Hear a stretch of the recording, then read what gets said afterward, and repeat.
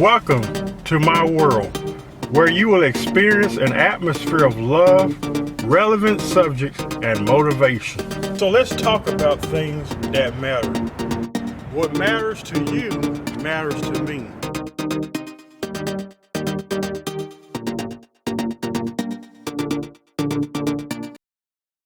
Well, hello. This is Henry Harris. You are watching the Brother Henry and You show.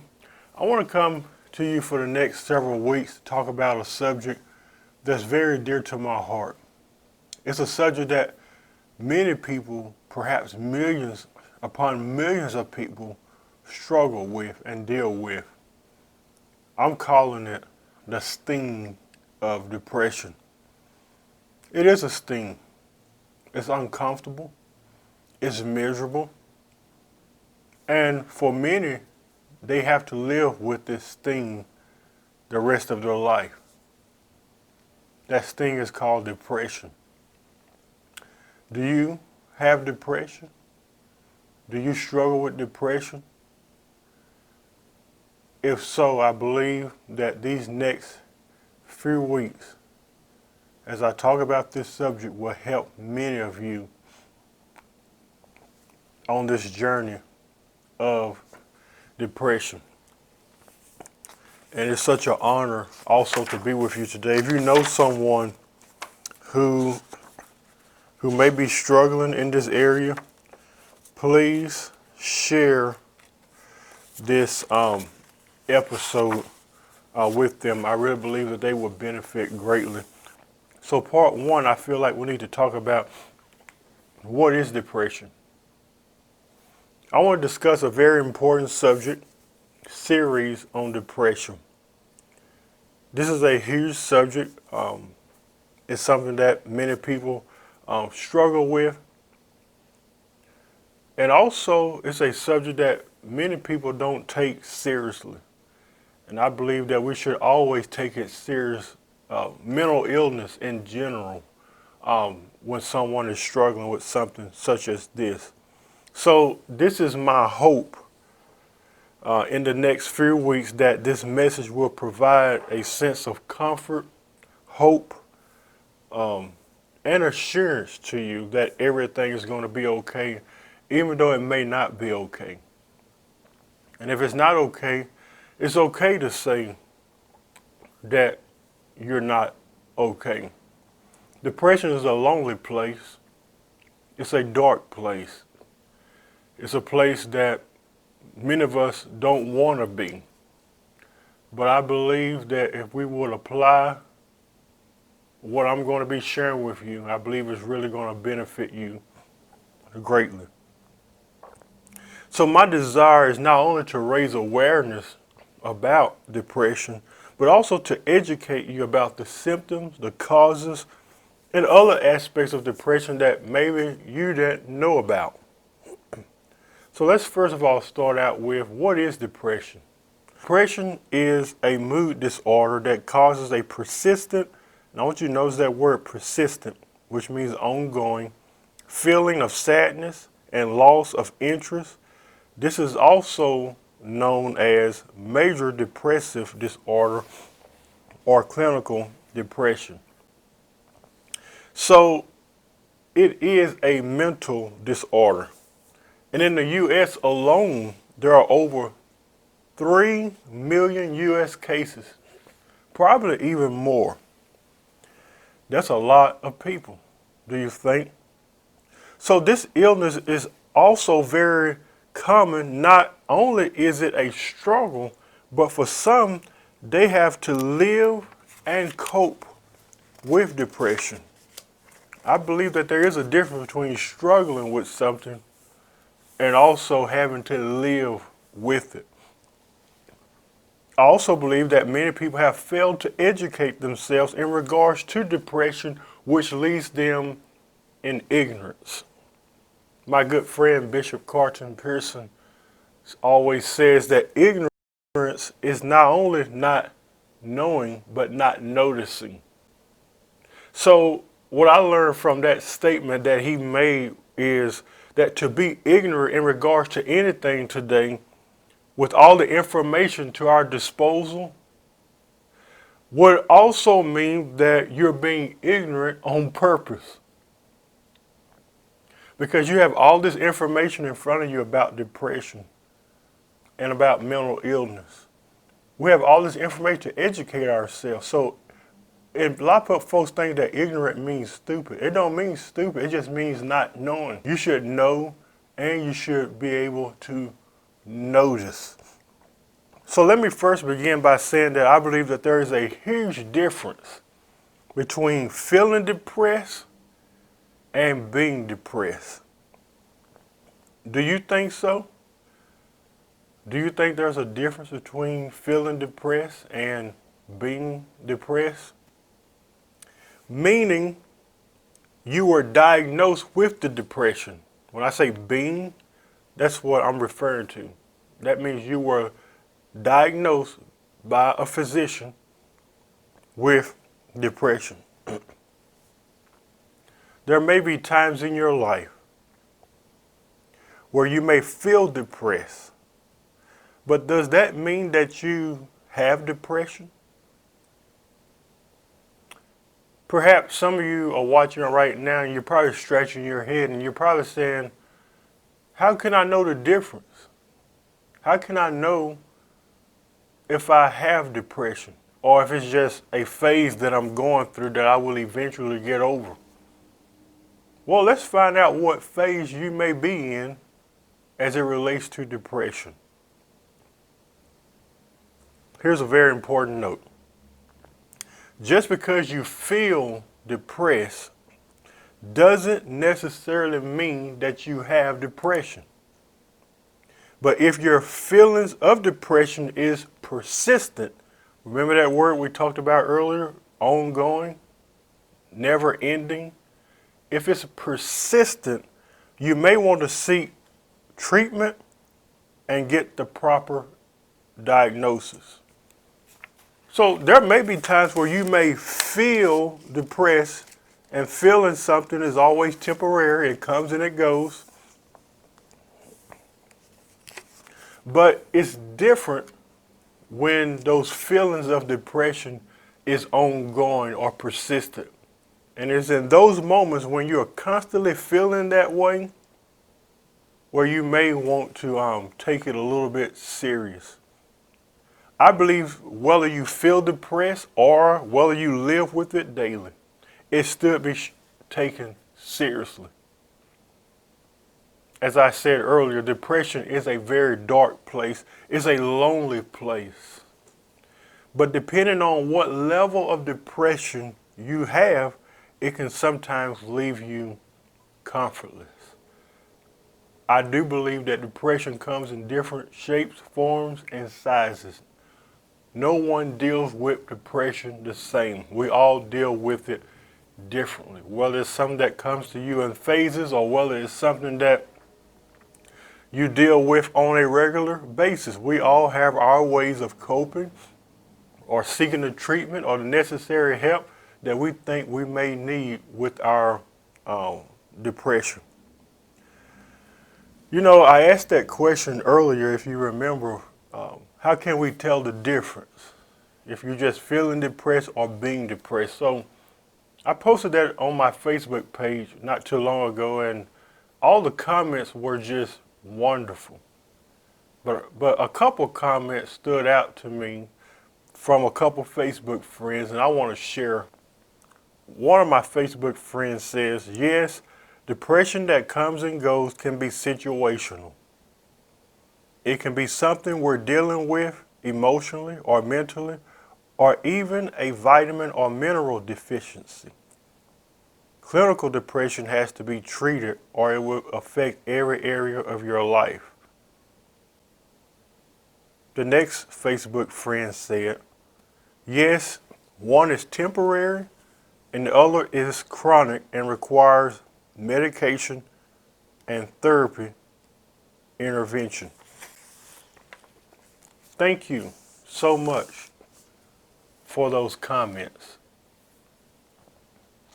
So what I learned based on those two comments alone, And not only with those two comments, but just something that I've been thinking about with this subject is that you have what you call temporary depression and you have permanent depression. Those are two categories that many people may be in. So hopefully, after I talk about this just for a few minutes, you may be able to see where you're at as it relates to depression, if you are in a temporary depression or permanent depression. Well, let me explain what I mean by temporary depression. It's feelings of depression which comes and goes. One of my other friends that you just heard stated that depression can come through situational things. It comes and goes. Maybe there was a certain event that happened in your life or a traumatic experience that happened which resulted in you having depression, whereas permanent depression is a result of someone who has been diagnosed with it, but also it is something that's also ongoing with that individual. So with permanent depression, it doesn't come and go. They actually have to live with it. It's permanent. It's set.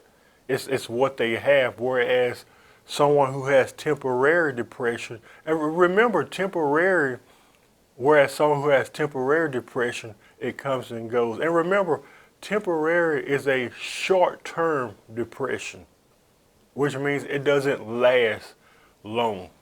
So there may be times you may feel depressed. That would put you in the temporary depression category because it's just a phase. You feel depressed, you feel sad, but over time, you eventually get over it. Whereas there are those who have permanent depression, and that's not always the case. Let's talk about different forms of depression. These are groups of conditions associated with depression, and you may have them, you may have been diagnosed with them. And as I talk about these, I would love to hear your feedback on depression. I know for some people it's embarrassing. They are ashamed, and they don't want to talk about it. But as you know, this is a non-judgment zone. I would love to hear what you were diagnosed with. And also, I'm still learning about this subject. And I want to learn more. Maybe I can learn from you. Please share your comments in the comment section because I believe we all can learn from each other. So you got depression, but you also, under that, you have different forms or types of depression. I'm going to discuss the fear. There are more than this, but based on my research, the first thing you have is major depression, and this can also be known as clinical depression. This is a mental health disorder characterized by persistently depressed mood or loss of interest in activities causing significant impairment in daily life. Some examples of major depression is profound sadness. And I want you to know before I even go further in these examples of major depression, that sometimes when people think of depression, they think that depression only means being sad. I want you to know that it's deeper than that. I mean, you're not incorrect, but you are incomplete. Because depression is a broad subject. So it means more than just being sad. I just wanted to make note of that. A sense of despair, emptiness, hopelessness, irritable moods. A lot of times people who have major depression, they're in an irritable mood. They have loss of interest or pleasure. They just don't want to be involved in anything, don't want to participate in anything. They just have no interest at all. They also feel worthless. And also they have difficulties focusing. There's another depression called depressive psychosis. I really like this one and learned so much from this one. think you will too. This condition causes you to experience psychotic symptoms plus the sadness and hopelessness associated with depression. This means the person who is suffering from depressive psychosis is seeing, hearing, smelling, or believing things that is not a reality. Of course, this can be extremely dangerous because the delusions are real in their minds, even though in reality it's really not. Some examples of people who struggle with depressive psychosis is they have a disconnection from reality, hallucinations and delusions, false perceptions or beliefs. What they believe is false. And sometimes that comes from being disconnected from reality as well. And also the bigger one that I did my research on is a lot of them that have this depressive psychosis, they have paranoia. That's very common too. Let's talk about manic depression. I know many people have told me that they have manic depression. What is manic depression? Well, manic depression is also known as bipolar disorder. These are alternating moods of abnormal highs, which is mania, and lows, which refers to depression. It's called bipolar disorder because the swings between the two opposing poles in moods, sometimes the mood switches are dramatic and rapid, but most often they are gradual. What are some examples of manic depression? Well, here go some examples. They have poor judgment. When it comes to their thought life, they have very fast racing thoughts, constant mood swings, risky behavior, less sleep, and unreasonable irritability. This means that they have feelings of agitation and you're likely to become frustrated or easily upset very quickly and easily. The next one I want to talk about is postpartum depression, known as PPD. This is a type of depression that affects women after giving birth to an infant. What are some examples of that? Crying a lot. There's a lot of excessive crying. Feeling guilty or overwhelmed. Lack of interest in the new infant. Can you imagine that for a second? Lack of interest in a new infant. But it happens, people. It happens. Panic attacks, spells, anxiety, appetite. I would say appetite loss and problems.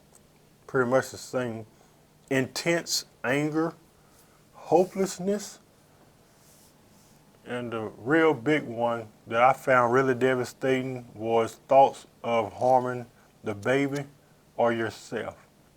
And believe it or not, this is a reality and this happens every single day. The last one I want to talk about, and remember, there are so many more than these.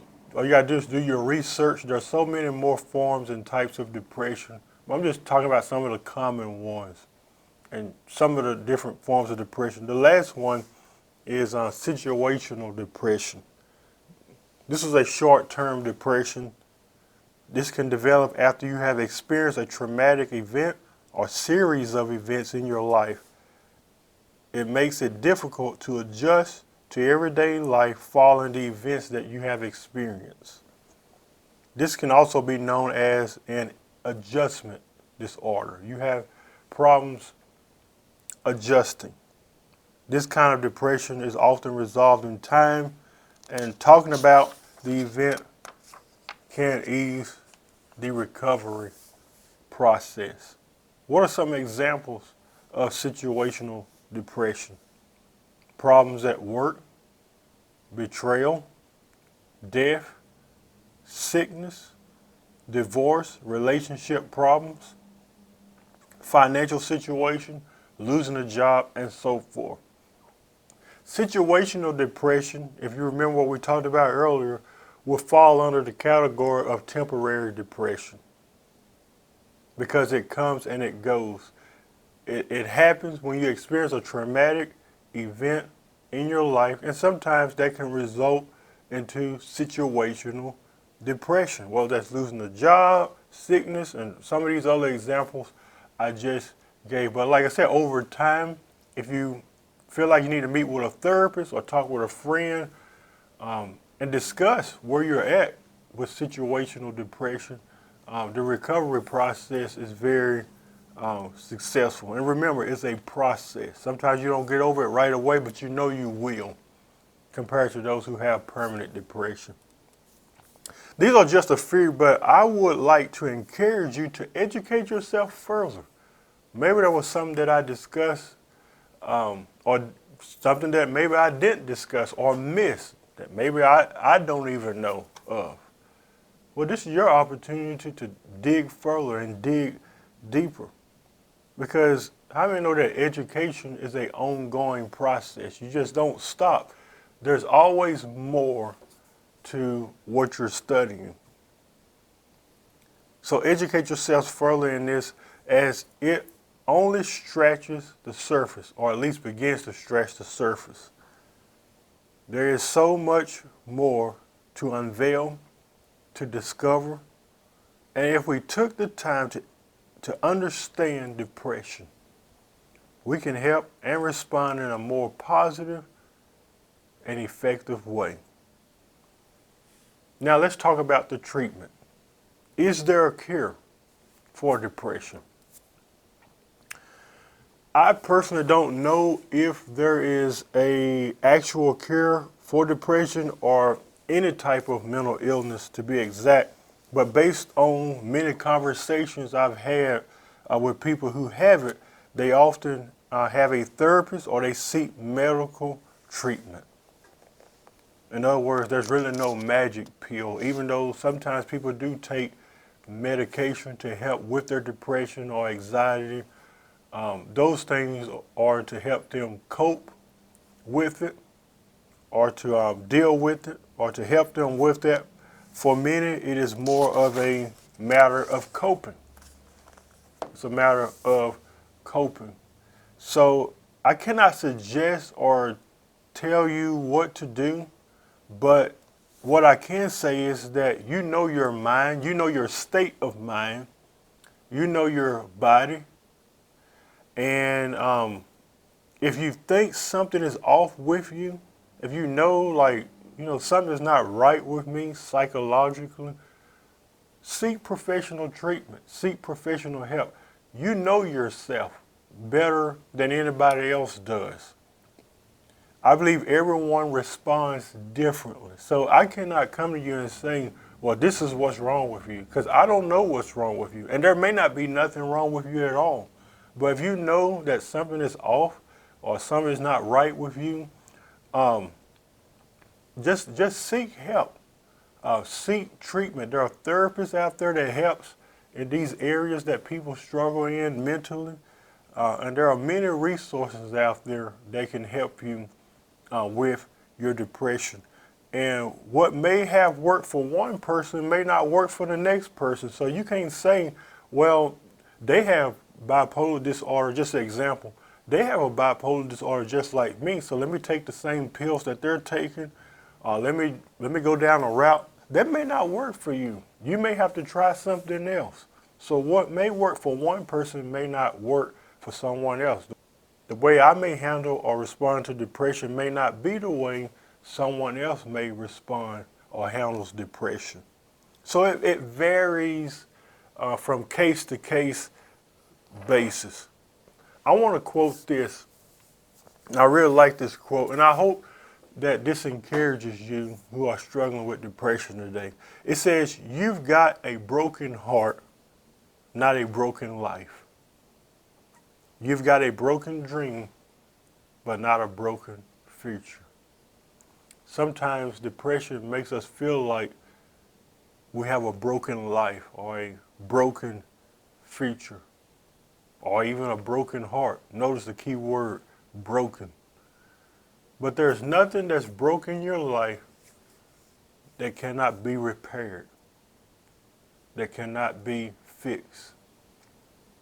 And I just want you to know that in your hour of despair and darkness and hopelessness, there is light at the end of the tunnel.